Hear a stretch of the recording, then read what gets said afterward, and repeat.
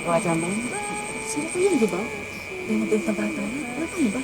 Nagdisgrasya yung asawa. Iba nag-alaga.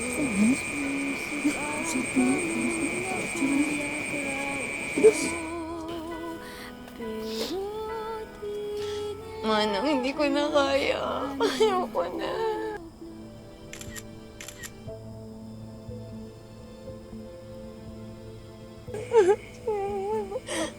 Ayoko na.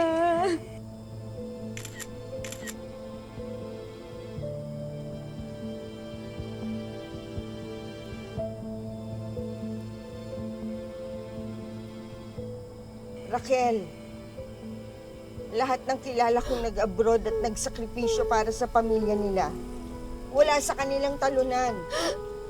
Lahat sila lumalaban. Araw-araw. Kaya bumangon ka. At ang Raquel na kilala ko, palaban sa buhay. Hindi ba?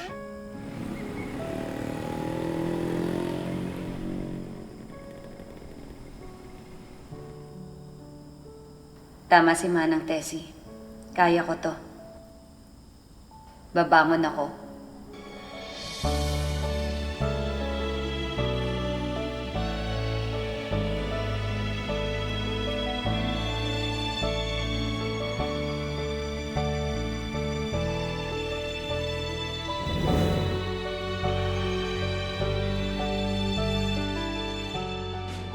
Mahirap talaga kapag patagal na walay sa pamilya. Ano nangyari kay Ate Raquel? Sino ba yan ang maresbakan? Ate Raquel, dito ka sa akin sa kung ako bahala sa'yo. Mahirap talaga pag OFW kung minsan di natin alam yung pinagsasakripisyohan natin ng ibang bahay na. Ate Raquel, laban lang. Tayo mga OFW, indestructible, di ba? Hindi nagdalawang isip ang mga ito na mag-ambag-ambag ng kanilang makakaya para matulungan si Raquel na makabangon ulit.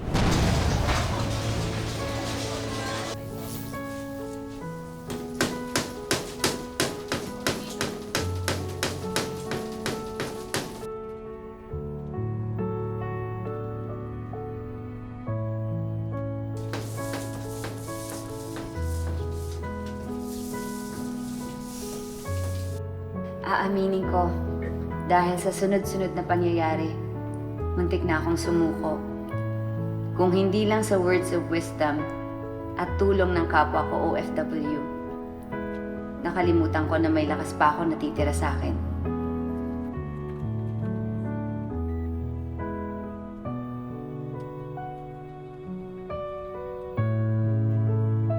Oh, magmerienda muna kayo. Ay, salamat, Manang. Salamat po. Kain kayo.